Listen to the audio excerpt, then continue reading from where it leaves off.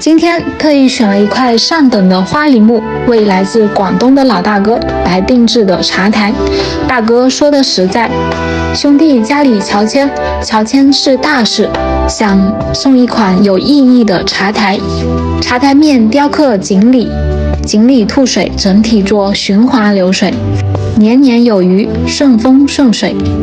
老大哥也是偶然刷到我们的视频，觉得我们的手艺不错，当即就敲定了，选择了花梨木制作，颜色更是红火。来，我们一起看一下做出来效果如何吧。